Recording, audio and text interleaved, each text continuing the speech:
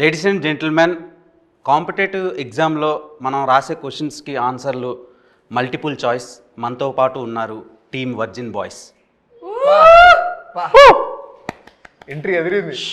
For the first time in Tollywood film industry ఒక virgin బాయ్తో virgin boys movie team interview plan చేయడం నిజంగా నా కెరీర్కే ఒక గర్వకారణం. చెక్ చేస్తారా? నిజంగా చెక్ చేసేది పెట్టారు సార్ నాకు పిఆర్. 70 మంది యాంకర్ స్క్రీనింగ్ చేస్తే నన్ను సెలెక్ట్ చేశారు. నేను మీ batch. Okay, and coming to అబద్ధాలు వద్దు ప్లీజ్, నిజాలు మాడుకుందాం అన్నా. నిజాలు మాడుకుందాం. నిజమే చెప్తున్నాను, నేనే నా జీవితంలో అబద్ధాలు ఆడలేదు. కరెక్ట్. సో వర్జిన్ బాయ్స్ మూవీలో నేను ఫస్ట్ ట్రిగ్గర్ అయింది మిత్రా శర్మ గారిని. తర్వాత ట్రిగ్గర్ అయింది కమ్మింగ్ అని ఒకటి రాశారు, అందులో ఒక స్పెర్మ్ జుయి అని ఒకటి పెట్టారు. ఆ స్పెర్మ్కి కమ్మింగ్ అని 11th అని పెట్టారు. ఏంటన్నా అది స్పెర్మ్కి మీరు ఇచ్చిన ప్రిఫరెన్స్ సినిమాకి ఏమైనా ఇంటర్లింక్ అయ్యే ఇది ఉందా? అదే వర్జిన్ బాయ్స్ ఫ్రస్ట్రేషన్ ఉంటుంది కదా, మరి అదంతా థియేటర్లో కమ్మింగ్ అవ్వాలి కదా, మరి డేట్ వచ్చింది కదా 11th.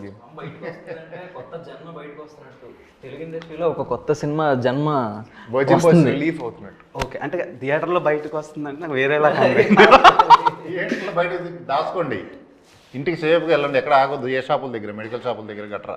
సీదా ఇంటికి వెళ్ళండి, తొక్కిసలాట్ చేసుకోవద్దు. అండ్ మిత్రా శర్మ, మీకు ఫేవరెట్ ఆల్ఫాబెట్ ఏంటి? ఫేవరెట్ ఆల్ఫాబెట్ వి. నాకు ఎం. బికాస్ ఆఫ్ అది మిత్రా శర్మ పేరు ఎంతో స్టార్ట్ అవుతుంది కదా. క్రింజ్ రాజాని పెట్టాలి.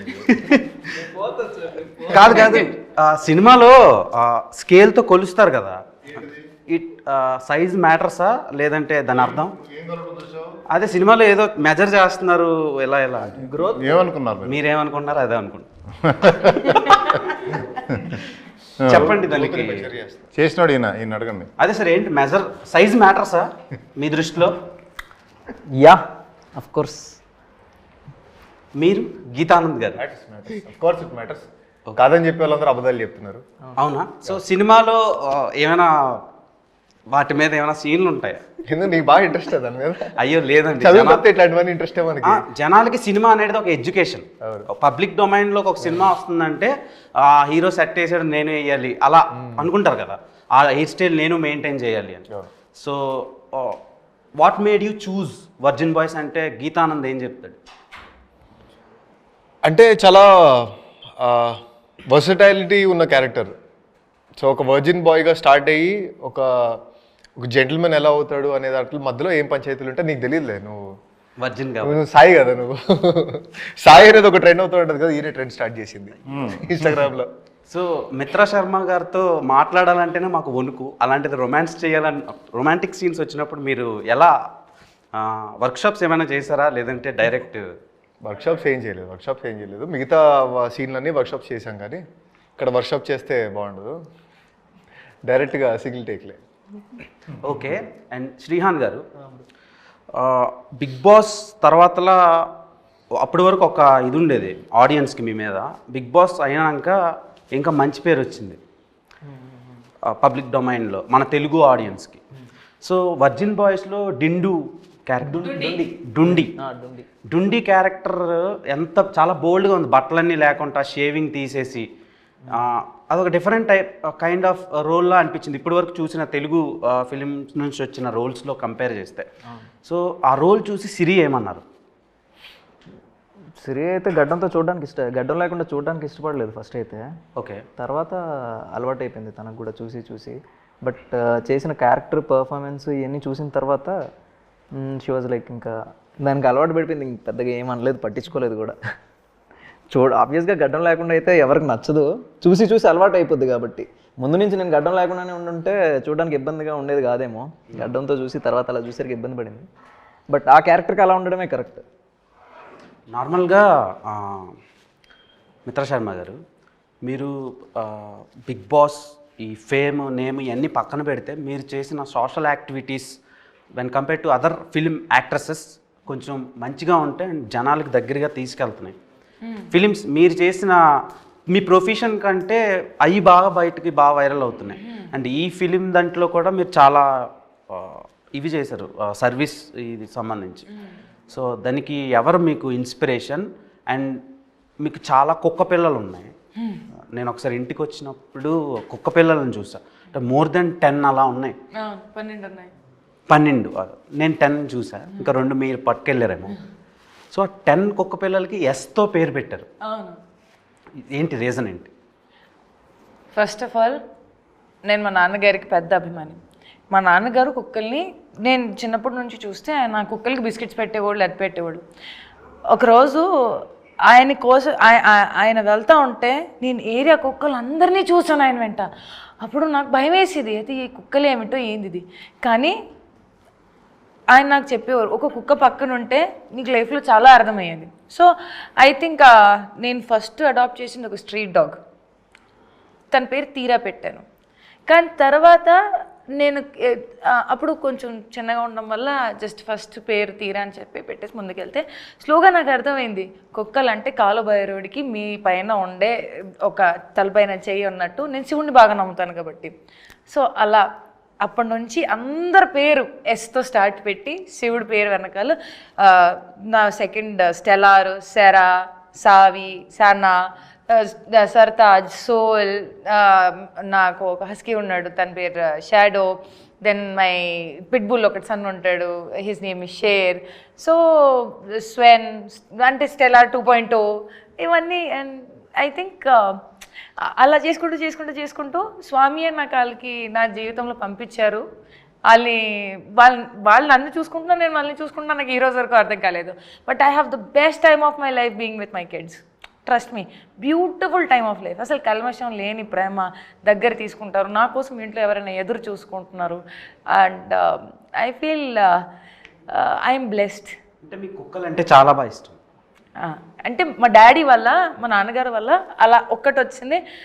వాళ్ళు అంతమందిని చూసేటప్పటికి నాకు భయం వేసేది.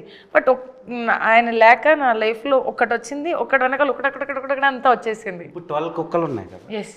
ఇంకొకటి యాడ్ చేసుకోండి, దాని పేరు దేవ్. కుక్క అనమాట. అంటే అంత ప్రేమగా జనాలు చూడటం లేదు. సో ఆమె దగ్గర లవ్ దొరుకుద్దని.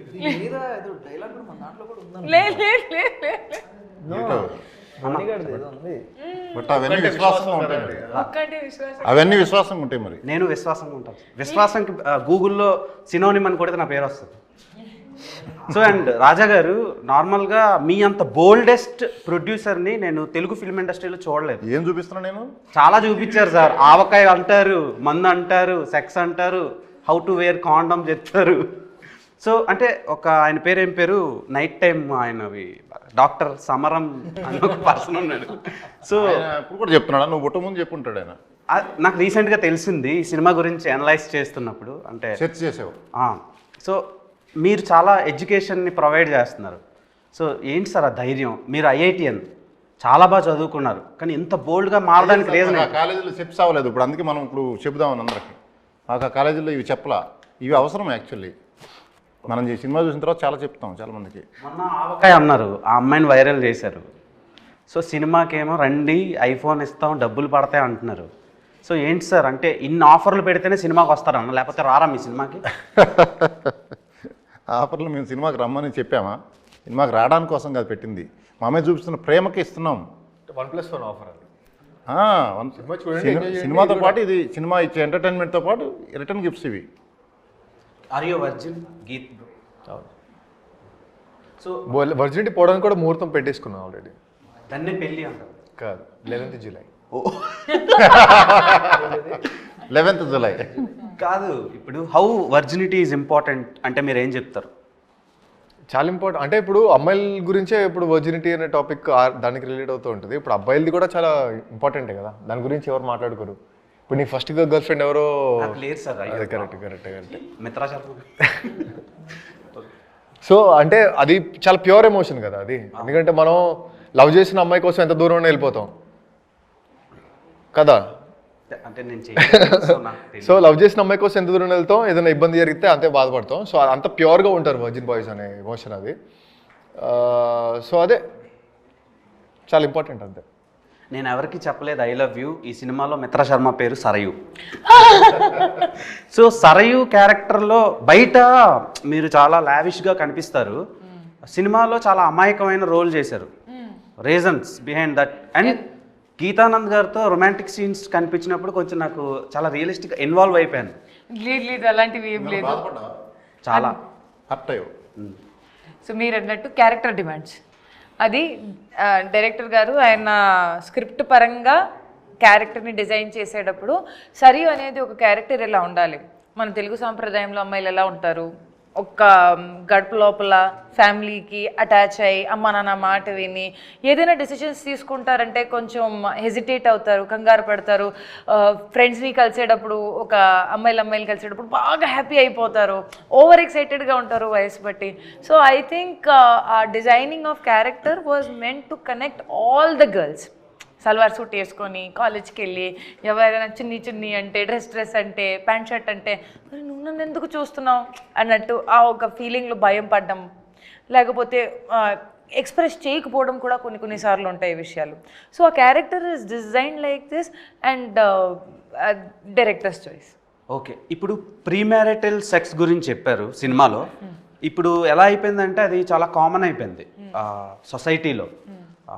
జెన్జీ జనరేషన్ చేంజ్ అయిపోయిన తర్వాత చాలా రిలేషన్షిప్స్లో చాలా రకాలు వచ్చాయి. ఇప్పుడు సూపర్ మార్కెట్లో కూరగాయలు దొరుకుతున్నట్టు రిలేషన్షిప్స్లో ఇప్పుడు సిచ్యువేషన్షిప్ అంటారు కొందరు, లవ్ బాంబింగ్ అంటారు కొందరు, బెంచింగ్ అంటారు కొందరు, సో ఇలా ఫ్లటేషన్షిప్ అంటారు కొందరు. సో ఇన్ని రకాల ఆప్షన్స్ పెరిగినప్పుడు సో ప్రీమ్యారిటల్ సెక్స్ అనేది చాలా ఇదైపోయింది, టేక్ ఇట్ ఈజీగా తీసుకుంటున్నారు.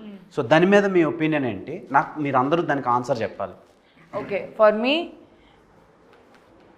ప్రీమ్యారిటల్ అంటే బిఫోర్ ఆర్ ఆఫ్టర్కి, okay, as an individual or maybe movie పర్స్పెక్టివ్తో సహా మీరు నిజంగా ప్రేమిస్తేనే దానికి వాల్యూ. మీ ఇప్పుడు ఈ బాడీ ఉంది, ఇది రీప్లేస్మెంట్ ఉండదు. So with whom are you sharing it makes it more important whether it is before or after. నా దృష్టిలో మీరు ప్రేమించేటప్పుడు మీరు అండ్ అవతల రోడ్ మనిషికి కూడా గౌరవం ఇస్తే అప్పుడు మీరు ప్రేమించిన అది ప్రీమ్యారిటల్ అయినా బిఫోర్ అండ్ ఆఫ్టర్ అయినా కూడా it makes sense. But if you don't respect, trust me, పెళ్ళయ్యాక కూడా విడాకులు జరుగుతున్నాయి. పెళ్ళి అయిపోయిన తర్వాత కూడా విడాకులు జరిగేటప్పటికి దానికి మీరేమంటారు? అప్పుడైతే you have spend lot of money on marriage, పెళ్ళికి డబ్బులు, రిసెప్షన్కి డబ్బులు, చుట్టాలకి డబ్బులు అంతా ఖర్చు పెట్టేసి లావిష్ పెళ్ళి చేసుకున్న తర్వాత ఒక 1-2 years బ్రేకప్, డైవర్స్, ఏం చెప్తారు దానికి? మరి జస్ట్ ఆ టాపిక్ని మనం ఎలివేట్ చేసుకుంటున్నాము, అభిప్రాయం వేరుగా ఉంది కాబట్టి కొంచెం అభిప్రాయం మార్చేసుకొని చూడండి. ప్రతిదీ ఆ పర్స్పెక్టివ్లో ఒక మనిషి అనుభవిస్తున్నాడు ఆ పరిస్థితిలో matters a lot and you have to respect it. Okay, world most beautiful flower ఏంటి? World's most beautiful flower rose. చెప్పలేదు, మమ్మల్ని అడిగితే చెప్తాం. ఆమె కాడికి ఏ world's most beautiful flower? World's most beautiful flower this purple కలర్లో ఉంటుంది.